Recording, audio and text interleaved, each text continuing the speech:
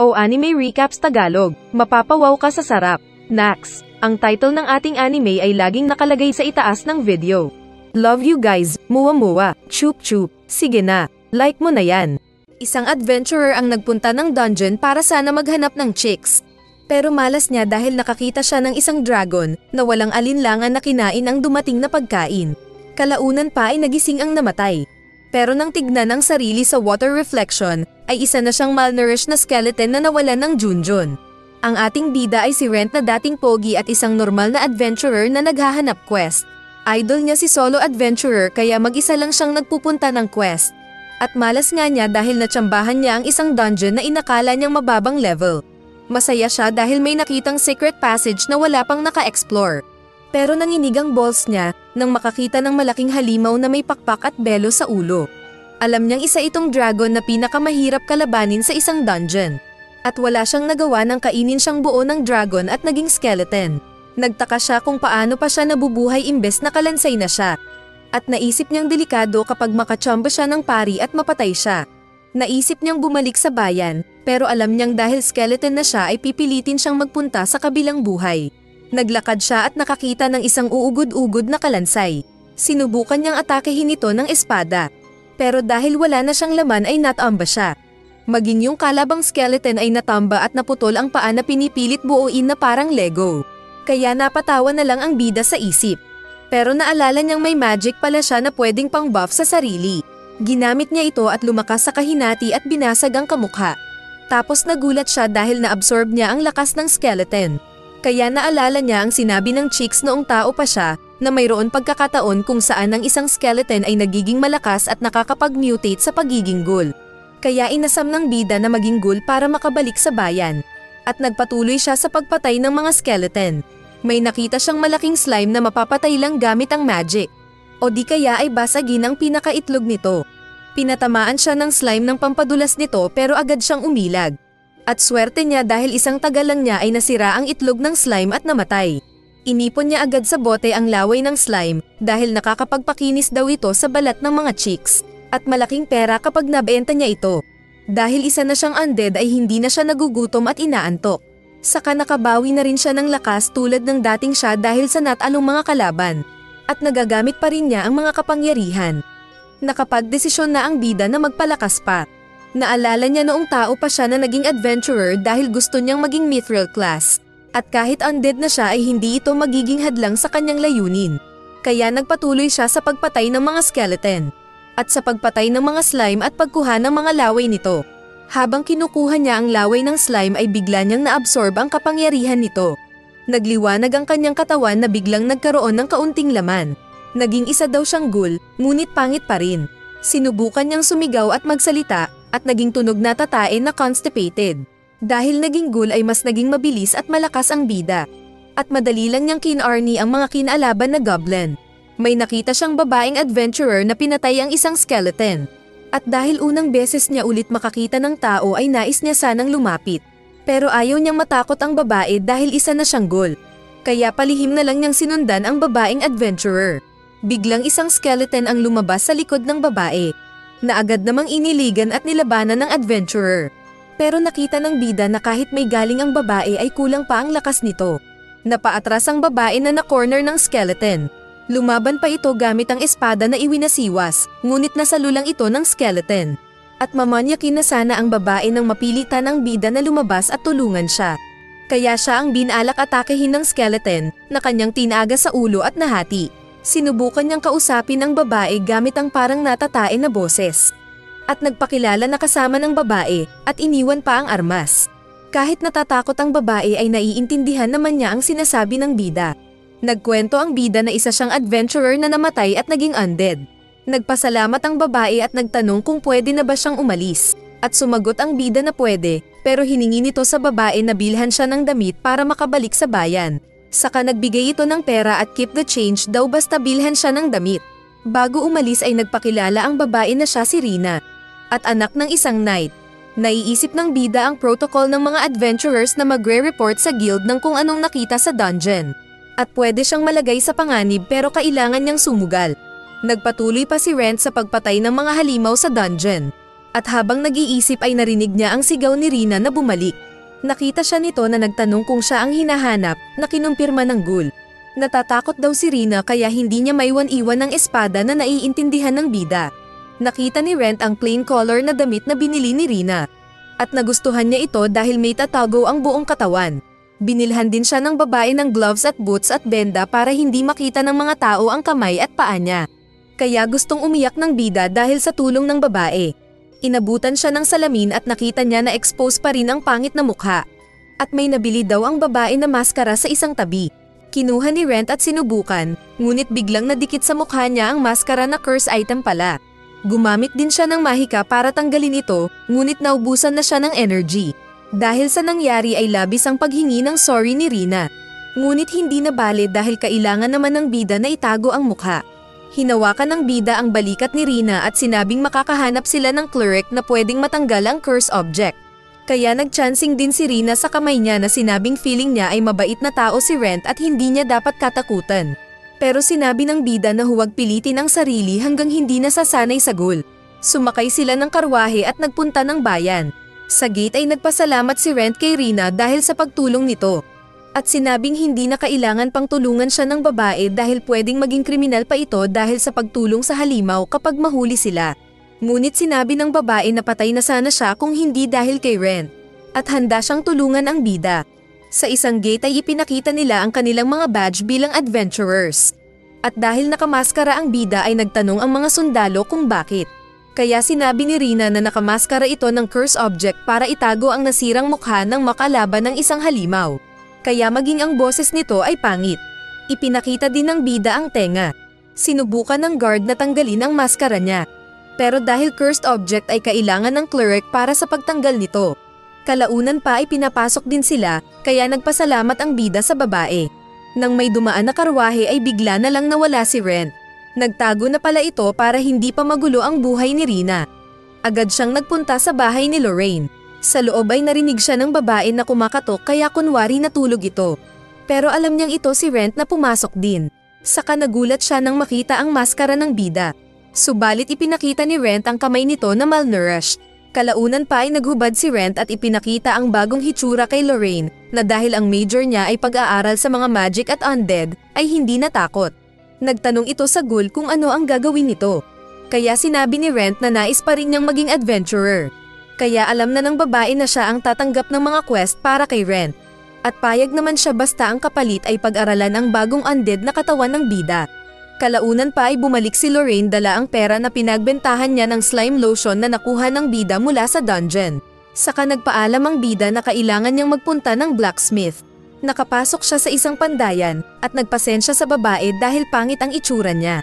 Pero ayos lang daw sa babae na tinignan ang espada ng bida. At nalaman nitong gumamit ng magic spell ang bida kaya tumagal ng kaunti ang lifespan ng blade niya. Nagbayad ang bida, saka sinabing kung kailangan siya ay magtanong lang kay Lorraine na kilala doon na academic. Nalaman ni Lorraine mula sa isang libro na kumakain ng karne ang mga ghoul. At ilang case ng taong naging ghoul ay nawawala ang kanilang pagiging tao. Ngunit para kay Lorraine ay special case si Rent na kailangan pa niyang pag-aralan. Naalala ng babae ang nakaraan ng bata-bata pa siya na pinag-aaralan niya ang mga halaman sa paligid. At lahat ng pwede niyang mapag-aralan mula sa gubat. At kasama naman niya na tagadala ng mga nakukuha niyang sample ang bida at libre ang serbisyo nito. Maaga niyang nakuha ang title na Great Doctor at pagiging silver rank pero hindi pa rin siya masaya. Minsan na nangunguha sila ng halamang gamot sa gubat ay nagulat siya nang binalot ng lalaki ang ugat ng halaman. At may dumating na rapist goblin kaya agad binantayan ng lalaki ang doktor. Gamit ang apoy ay madali lang sinunog ng babae ang kalaban. Kaya napahanga ang lalaki na ganun pala kalakas ang silver rank. Ngunit dahil wala pang experience masyado sa laban at pagkuha ng halaman ang doktor, ay ninais nitong magpaturo sa bida na mas bihasa sa paggawa nito. Dahil kay Rent ay nagbago ang babae at natutunang mabuksan ang pinto para sa ibang tao. Pagkatapos magawa ang armas ng bida ay nagpasalamat siya sa mga panday. Pagkaalis niya ay nag-usap ang shop owners na alam na nila kung sino ang customer nila. Dahil sa sinabi nitong mga detalye at pati si Lorraine. Sa hapagkainan ay sinabi ni Rent na hindi siya nagugutom.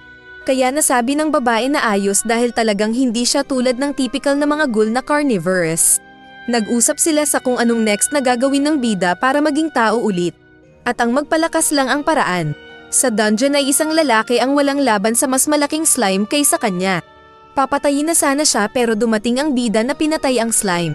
Nagpasalamat ang lalaki na nakita ni Rent na may sugat sa katawan. Dahil busy ang bida ay umalis na siya na iiwan sana ang lalaki. Ngunit nagmakaawa ang lalaki na nais sumama kay Rent. Isa daw itong chef at may resto, pero dahil may utang ay kinailangan niyang mag-register panandalian bilang adventurer. Muntik nang iwan ni Rent ang lalaki dahil busy siya. Ngunit naisip niyang kailangan niya ng taga-buhat kaya tinawag ang lalaki. At masaya naman itong sumunod na nagsabing gagawin ang lahat ng sasabihin ng bagong master. Natatakot man si Rent para sa lalaki ngunit tinawag niya pa rin ito sa lugar kung saan siya dating kinain ng dragon. Baka sakaling makakain siya ng masarap. Pagpasok nila doon ay wala yung dragon na kumain sa bida. Pero may nakita silang isa pang lagusan na sinabi ng lalaki na pwede silang mabayaran kapag sabihin nila ito sa guild. Sinabi ng bida na pwedeng ariin ng lalaki ang credit basta samahan siya sa pagpasok. Nakakita ulit sila ng isa pang bakante na kwarto na kinainis ng lalaki dahil walang kayamanan. May nakita ang bida na teleportation circle na hindi makita ng kasama na diretso sa paglakad. Kaya bigla itong naglaho. Naisip ng bida na mas ligtas siya kung iiwan na lang ang lalaki, pero wala siyang pinagkaiba sa mga halimaw kapag ganun. Kaya nagpunta siya ng teleportation circle at napunta sa isang boss room. Nakita niya ang walang malay na lalaki na lalapitan sana niya. Pero lumabas ang malaking skeleton kaya inilabas niya agad ang espada.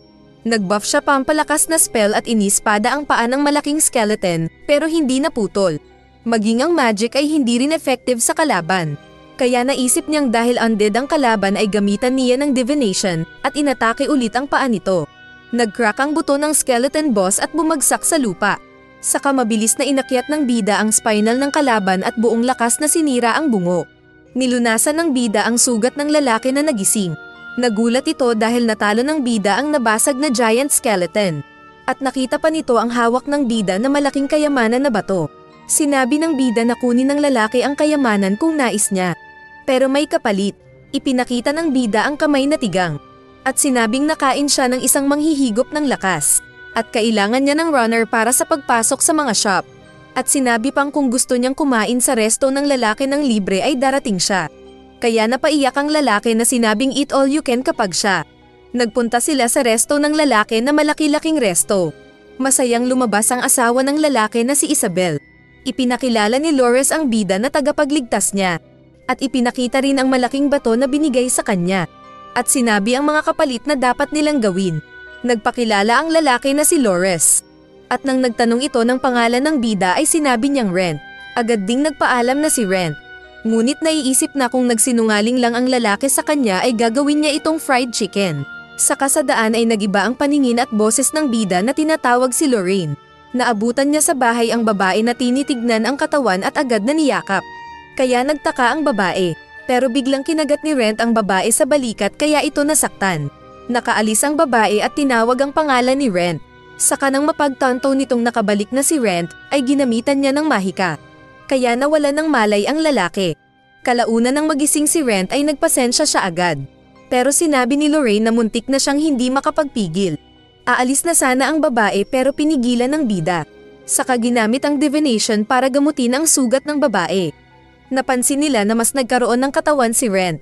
At maging ang maskara nito ay nagbabago ng itsura depende sa gusto ng bida.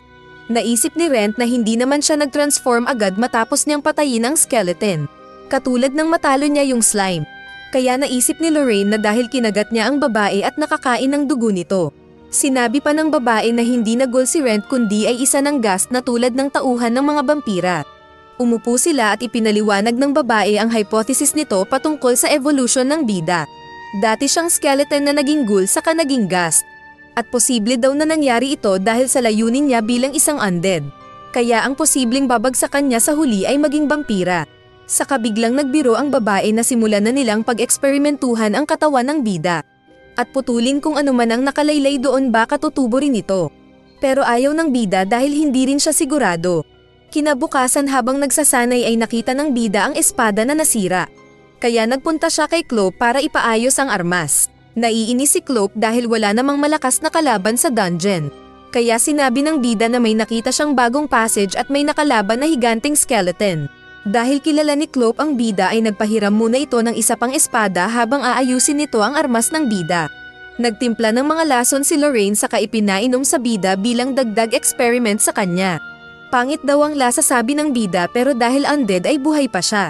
Kaya napagtanto ng doktor na apektado si Rent ng healing at divination pero hindi ng lason. Nagtanong siya sa bida kung nagugutom ba ito. At sumagot ang bida na gusto niya ng human blood. Agad na may inabot na isang maliit na baso ang babae na kinalalagyan ng dugo niya. Magsisilbi daw na gamot ito ng bida para hindi siya mawala sa control at manghigop ng kung sinong tao. Nalasahan ni Rent ang isang patak ng dugo na tinanggal ang kanyang pagkauhaw. Sinabi ni Rent na gusto niyang magpunta ng guild para kumuha ng quest. Ngunit sinabi ni Lorraine na kilala siya doon at magkakaroon ng kaguluhan kapag makita ang itsura niya. Kaya mas maganda kung magbago siya ng pangalan.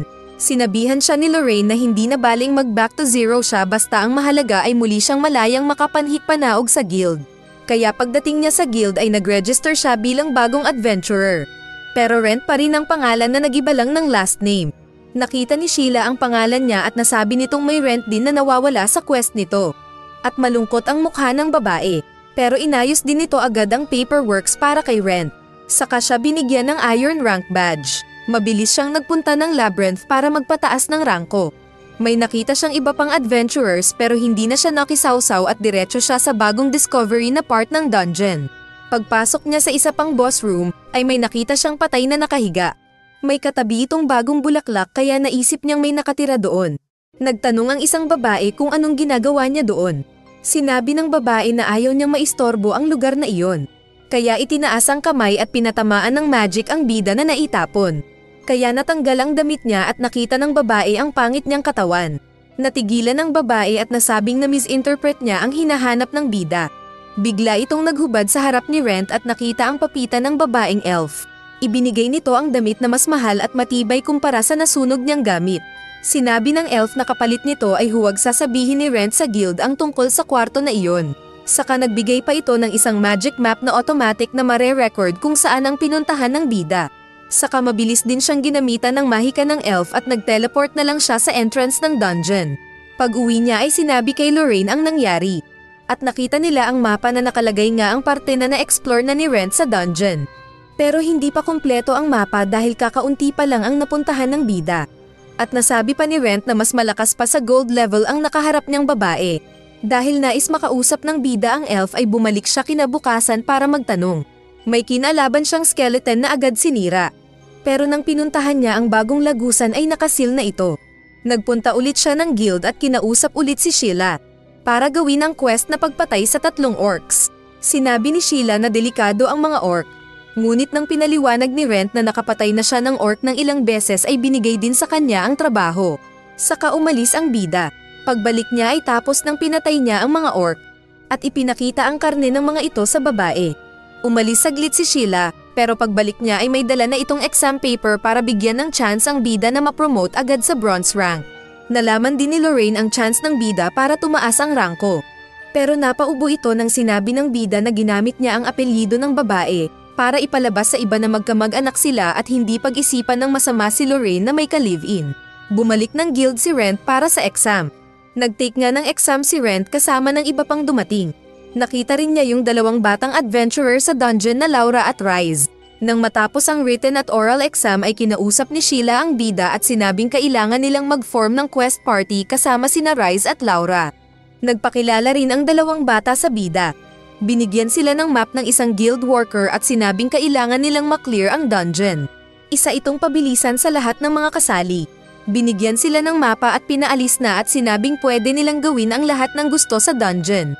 Bago pumasok ay sinabi ng bida kina Laura at Rise na bumili muna sila ng bagong mapa. Dahil matanda na ang mapa na binigay ng guild.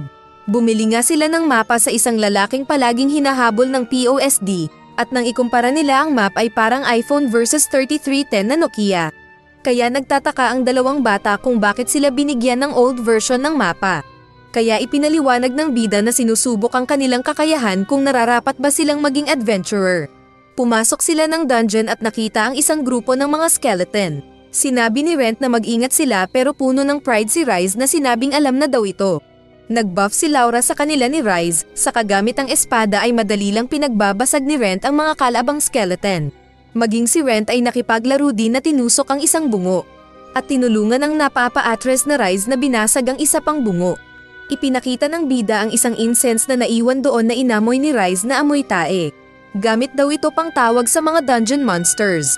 Saka sinabi ng bida na may ambush sa harap nila at mga tao ang kalaban nila. Kaya nagtaka ang dalawang bata. Nauna si Rent na sinangga ang pag-atake ng isang kalbo. Dahil may kasama pa ay ipinasa ni Rent ang kalaban kay Rise, saka inatake ang isang archer na iniligan ang palaso sa katinuhad. At pinabagsak din ng bida ang isang mage na nasira ang armas. Nakita niyang medyo nahihirapan si Rise sa pakikipaglaban sa mas malaking kalbo. Pero dahil tinulungan ni Laura ang knight ay nagawa nilang mapabagsak ang kalbo na naitapon sa gilid. Itinali nila ang mga tulisan, saka ipinaliwanag ni Rent na ang kanilang mga kalaban hindi lang mga monsters kundi maging mga tao, kaya palaging dapat silang handa. Dahil dito ay nagpakumbaba si Rise na sinabing susundin ang utos sa kanila ng bida. Napatuloy pa sila sa paglusong, at sa isang banda ay sinabi ni Rent na kunin ng kasama ang mga itinali nila. Kaya noong wala na ang mga bida ay pinalaya ng isang lalaki ang 3 tulisan na inutusan din pala ng guild para subukin ang mga adventurers. Sa opisina ay ipinatawag ng guildmaster si Sheila dahil nais niya itong kausapin patungkol kay Rent na bagong adventurer. Sinabi ng big boss na bantayan ni Sheila ang bagong register na adventurer dahil wala silang gaanong intel dito. Sa dungeon ay nakarating sila sa isang parte kung saan naroon ang dungeon boss. Pinipilit magpakatapang ni Rise, pero sinabi ni Rent na hindi masama ang umatras kapag hindi sigurado ang panalo sa laban. May dumating na isa pang party ng mga examinee, at sinubukan nilang bulihin ang mga bida. Sinabi ng mga ito na cute daw si Laura at tinawag sa grupo nila. Ipinagtanggol ni Rise ang babae pero patawa-tawa lang ang bully. Pero nang tutukan ito ng espada ni Rent ay nabahag din ang buntot. Ngunit sinabi ni Rent na mauna ang mga bully na pumasok sa kwarto ng big boss at alisto naman ang mga ito. Pagpasok ng mga bully ay nagreklamo si Rise na baka matalo sila. Ngunit sinabi ni Laura na siguradong may magandang rason kung bakit nagpahuli sila ni Rent. Sa dilim ay narinig ng 3 ang na-horror na sigaw ng mga naunang hunting party. Saka lumabas ang ilang guild employee na buhat-buhat ang mga nawalan ng malay na bully kanina. Pagdaan ng mga ito ay ipinaliwanag ni Rent na hindi sila mamamatay sa test, ngunit hindi rin masama na iwasan ang mga laban na hindi sila mananalo. Pero sinabi ni Rise na kung tatakbo sila ay hindi na sila makakabalik dahil hindi na sila magiging adventurer. Kaya naisip ng bida na taglay ni Rise ang puso ng isang adventurer. Pagpasok nila sa kwarto ay nakita ang malaking slime na tinawag nilang Grand Slime. Naisip ni Rent na hindi naman kailangang talunin ang Big Boss Slime para pumasa sa exam. Ngunit minsan ay kailangan ito sa buhay. Umatake si Rise na umilag sa pagdura ng slime ng asido. Saka sumaksak pero nabitin ng armas at naitapon ng halimaw. Nag-buff naman si Laura para ma-activate ang magic. Patuloy sa pakikipaglaban ang knight. Kaya naisip ng bida na kayang-kaya ng dalawa ang Grand Slime. Sa labas ay itinuro pala ni Rent ang dapat gamiting skill ng dalawa. At fire magic ang pwedeng pumatay sa Grand Slime. Kaya daw ito ng babae pero kailangan ng kaunting oras para mag-charge. Kaya si Rise ang lumalaban panandalian sa slime, ngunit natatalo na siya kaya nagpatulong si Laura kay Rent. Agad namang tinulungan ni Rent ang knight at hinampas-hampas ang galamay ng slime. Nang makapag-charge ay gumawa na ng apoy si Laura at pinuntirya ang Grand Slime na nalitsan sa harapan ng 2 swordsmen. Natunaw ito at bumagsak ang stone core. Kaya inutusan ng bida si Rise na basagin ito. Na ginawa ni Rise at tigok ang kalaban. Inilabas ni Rent ang mga bote at sinabi sa dalawa na kunin nila ang liquid mula sa slime dahil malaking pera ang kapalit nito kapag nabenta nila. May dumaan na mga adventurer na nilagpasan sila pero biglang nakatulog ang mga ito sa sleeping gas trap. Kaya ipinaliwanag ni Rent at Laura kay Rise na kahit sinabi ng lalaki kanina na pabilisan ang pagtapos sa dungeon, ay hindi ibig sabihin na ang mauuna ay makakalagpas agad sa mga pagsubok. Sinabi pa ni Rent na hindi sila pwedeng maging adventurer kung hindi marunong gumamit ng utak. Kalaunan pa ay nakarating sila sa isa pang kwarto kung saan binati sila ng isa pang tao ng guild. At dahil sila ang nanalo ay nabigyan sila ng bronze class badges. At may bonus pang potion na kinasaya ni Rise. Sinabi ni Rent na bago sila umuwi ay mag-side trip muna sila. Saka nagpunta sila sa 2nd floor at mukha itong malaking gubat. Ipinakita lang ito ng bida para maintindihan ng dalawa na hindi kayang intindihin ng utak ng tao ang labyrinth na kanilang ina-adventure. Nais sana ni Rise na mag-ikot sila sa gubat. Pero sinabi ng bida na hindi pa tapos ang exam hanggat hindi sila nakakabalik. At pagbalik nila ay nagulat ang dalawang rookie dahil marami pa palang trap na inilagay ang guild sa daan pabalik. Pero binati at kinausap sila ni Sheila at sinabing nakapasa sila sa exam kaya naging bronze rank na nga sila. Nagpasalamat sina Rise at Laura dahil sa tulong ng bida. At alam nilang iba ang layunin ng bida sa kanila kaya kahit gusto nilang makasama ulit itong mag-adventure ay hindi pwede. Nang sila na lang dalawa ni Sheila, ay formal na tinawag ng babae ang bida na sumama sa kanya. Alam ng bida na nakilala na siya ng babae na yung dating Rent. Kaya aalis na sana si Rent pero pinigilan siya ng babae. Nagpunta sila ng opisina at doon ay sinabi ng bida na mayroon siyang malaking problema at ayaw niyang idamay ang guild. May inilabas na kontrata ang babae na magical contract. Magiging sex slave daw ang babae at ipapasa ang lahat niyang kayamanan kapag nag-break contract siya na itago ang lihim ni Rent. Pero sa isip ni Rent ay mabigat ang parusa ni Sheila kung sakali. Sinabi ng babae na nais lang niyang tulungan si Rent dahil sa mga ginawa nito noon para sa kanya. Dahil dito ay pumayag ang lalaki sa kontrata at saka ipinakita ang bagong itsura na pangit kay Sheila. Nagulat ang babae pero sinabing naiintindihan ang pasakit ng bida. Sinabi ng bida na naging isa siyang undead pero wala siyang balak manakit ng tao. Saka aalis na sana ito, ngunit hinawakan siya ni Sheila at sinabing alam niyang mabait siyang tao. At gagawin ng makakaya kung magkaroon man ng problema ang bida sa guild. Magkasama silang nagpunta kay Lorraine. At kahit hindi pala kaibigan ay pinapasok sila ni Lorraine. Sa mesa ay sinabi ni Lorraine na isa siyang witch at isang halimaw si Rent. At pwede nilang iluto si Sheila para kainin.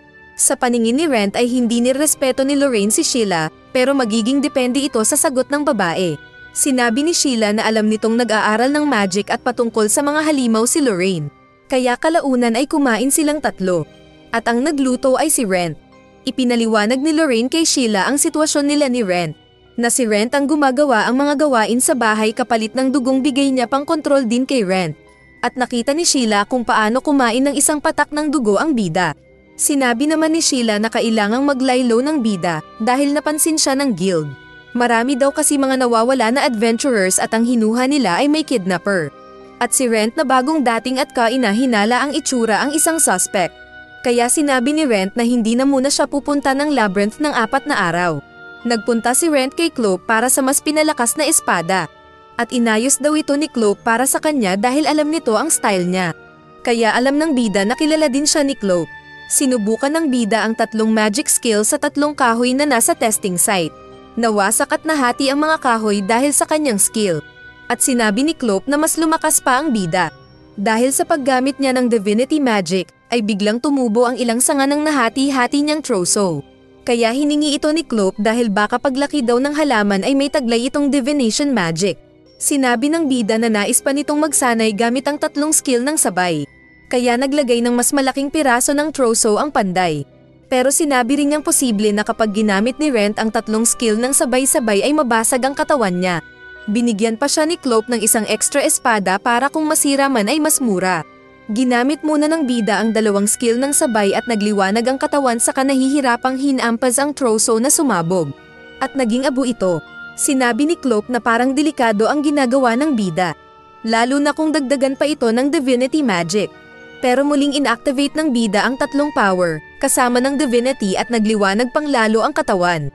Hinampas niya ang troso na naglaho, pero maging ang espada ay hindi kinaya ang kapangyarihan at bigla itong natunaw. Ngunit nahulog at naging bowl ang kulay ginto. Sinabi ni Clope na hindi kayang mahandle ng espada ang 3 skill ng sabay.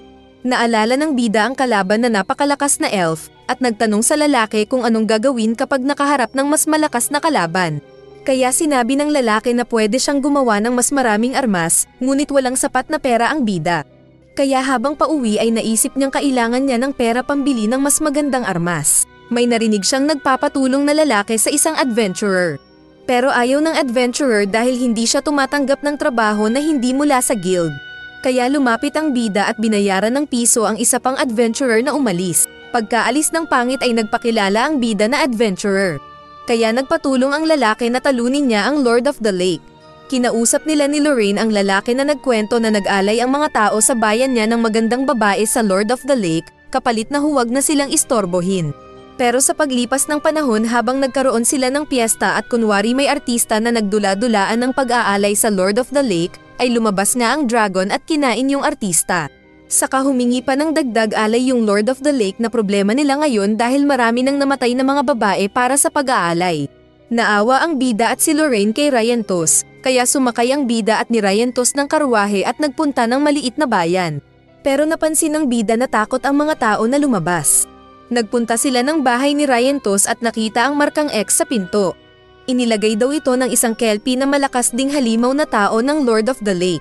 Lumabas ang kapatid ni Ryantos na si Amiris at masayang pinakilala ni Ryantos si Rent. Ngunit hinila ng babae ang kapatid at isinara ang pinto.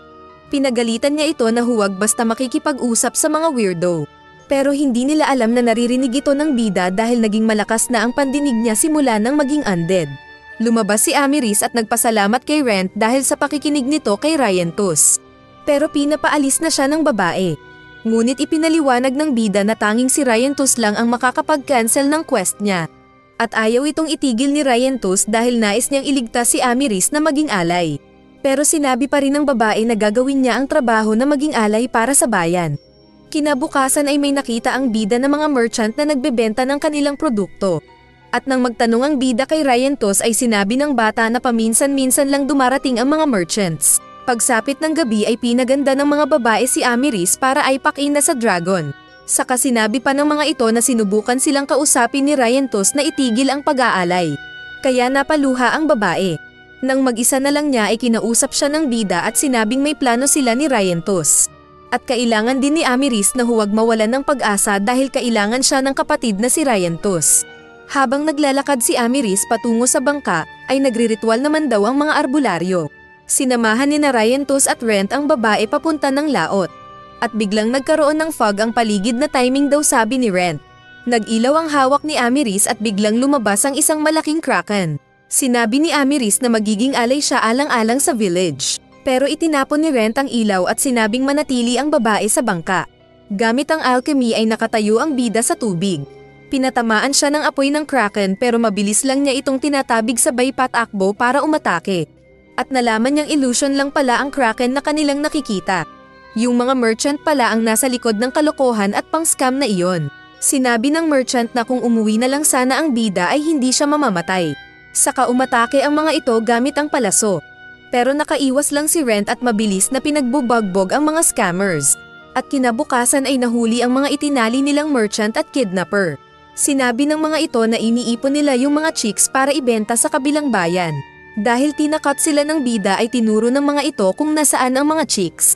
Kaya listo ang mga tao para puntahan ang kubo kung saan nila inipon ang mga babae. Dahil natapos ang quest ay nagpaalam na si Rent para umuwi. Kahit na sinabi ng magkapatid na makiparticipate muna siya sa kanilang festival. Dahil sa saya ay hinalikan ng babae ang maskara ng bida, kaya napariyak bigla si Ryantos. Pero pasasalamat daw ito ng babae sa pagligtas sa buhay niya. Napagtanto ng bida na walang kinalaman ang mga merchant sa kidnapping na nagaganap sa mga adventurers dahil mga babae lang ang kinukuha nila. At pag-uwi ay nag-report siya kay Lorraine kung anong nangyari. Nagpunta ng guild ang bida at pinili nitong quest ang pagkuha ng Dragon Blood Flower. Lalo na nang marinig ang sinabi ni Sheila na request daw ito ng isang orphanage para gawing gamot ng isang kasama doon. Nagpunta ng orphanage ang bida at pinagbuksan siya ng nagulat na batang babae dahil sa kanyang itsura. Pero nang magpakilala siyang adventurer ay pinapasok din siya ni Alize at masaya ang mga batang naroon na makita ang isang adventurer. Pero pinaalis sila ni Alize at sinabing huwag lapitan ng mga adventurer dahil mga barbarian sila. Pero napatigil siya nang maisip na kasama si Rent. Nalaman ni Rent na si Alize ang humingi ng tulong mula sa guild base sa pananalita nito na kinumpirma din ng babae. Nasabi nitong kailangan nila ng Dragon Blood Flower panggamot. Saka ipinakilala ang isang madre na nagbabantay sa kanila. Nagpasalamat ang madre dahil inakala niyang naroon si Rent para linisin ang basement nila kung saan may halimaw. Nang nag-uusap sina Rent at Alize ay sinabi ng bata na divinity ang kakayahan ng madre, pero dahil sa side effect nito ay nagkaroon ng sakit ang madre na hindi pa nito alam. At isa sa pwedeng manggamot sa kanya ay gamot na gawa sa Dragon Blood Flower. Dahil nasiyahan si Rent sa ugali ni Alize ay sinabi niyang hahanapin ang bulaklak. Pero kailangan muna niyang linisin ang basement. Kaya nagpunta siya doon na sinundan pa rin ng bata para daw manood. Kaya binigyan siya ng bida ng maliit na kutsilyo. Nakita nila ang mga maingay na tinawag ng madre na halimaw. Pero mga daga lang pala ang mga ito at pinaalis ng boss ang mga kasama.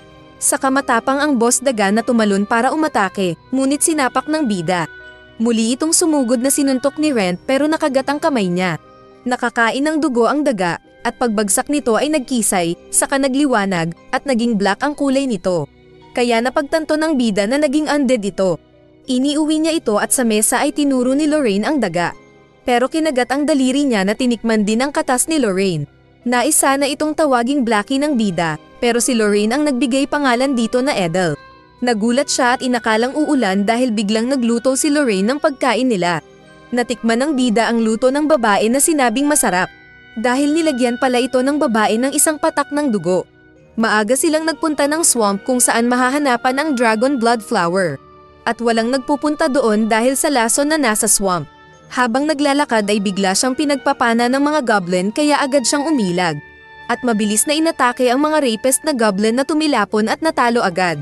Nang mahulog siya sa daan ay may nakalaban pa siyang swamp shark sa tubig.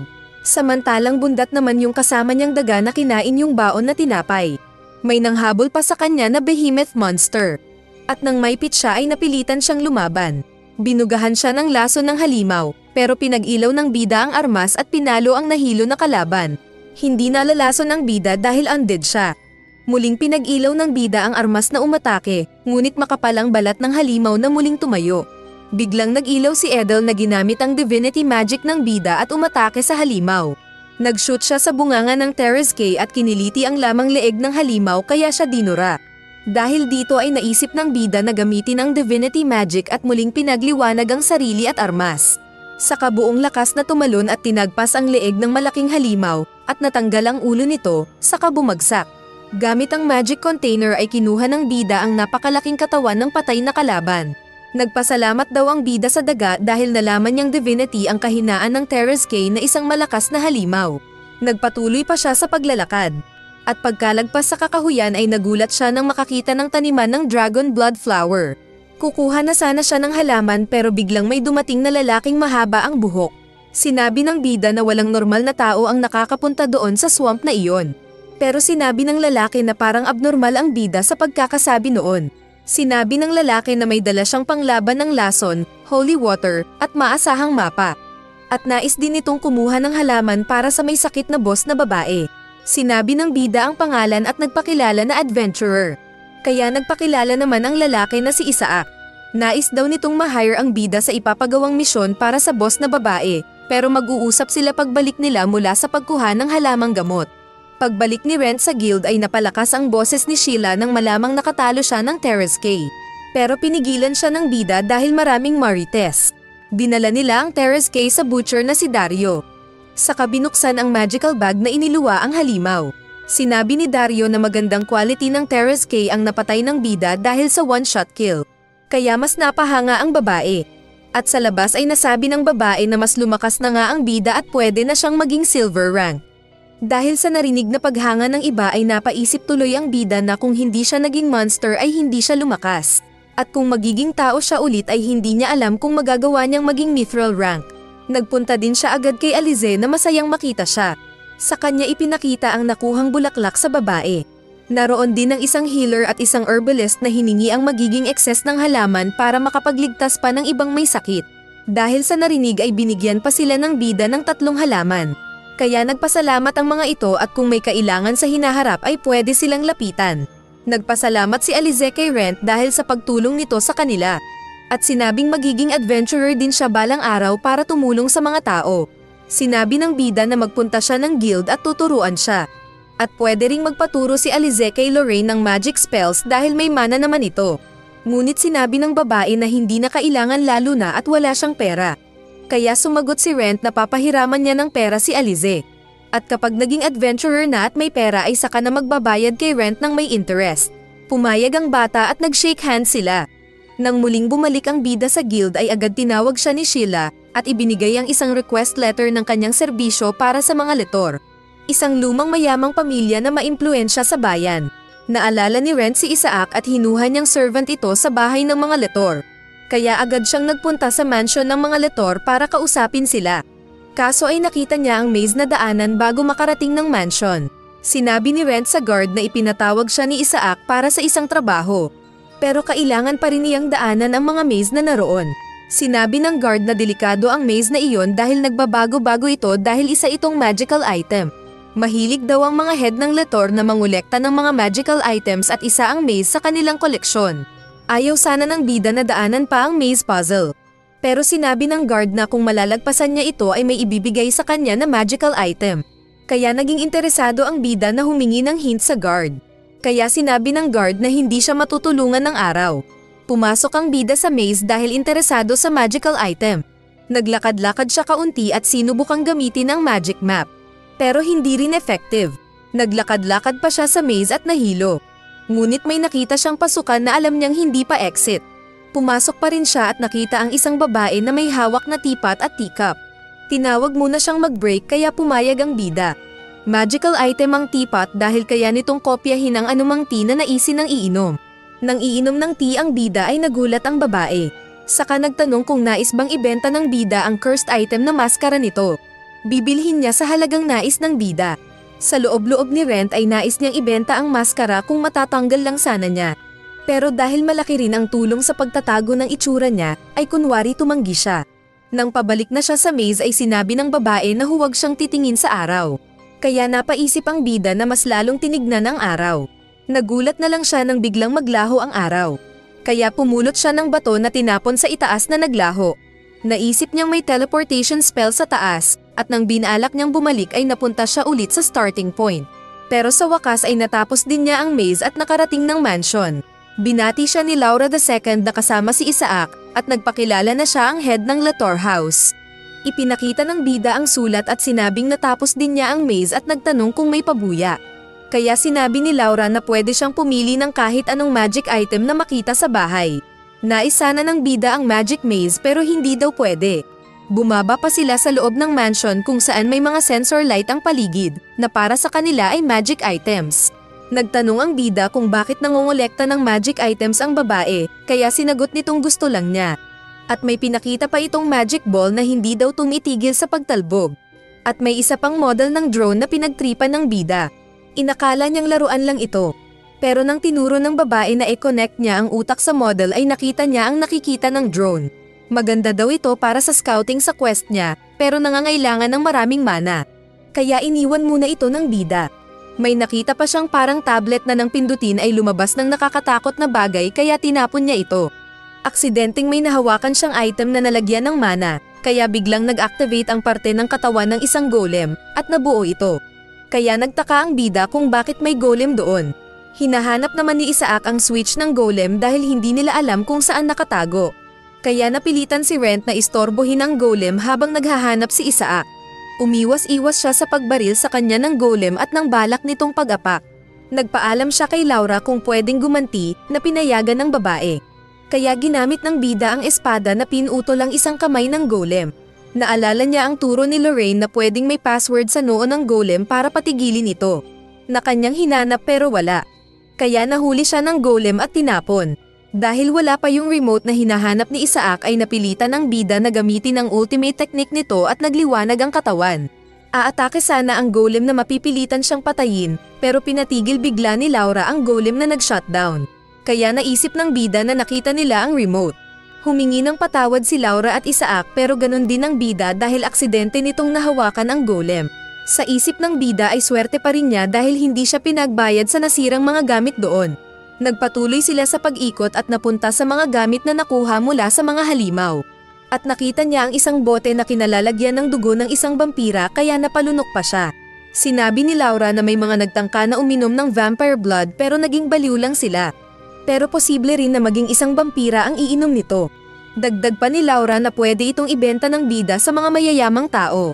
Ngunit pag-uwi ng bida ay pinili niya ang drone dahil may pagkabata rin siya sa loob. At nagustuhan naman ito ni Lorraine. At masaya naman ang bida sa bagong laruan sabay silap ng boobs ni Lorraine. Pero napapaisip pa rin sila kung sino ang Letor family dahil marami silang magic item.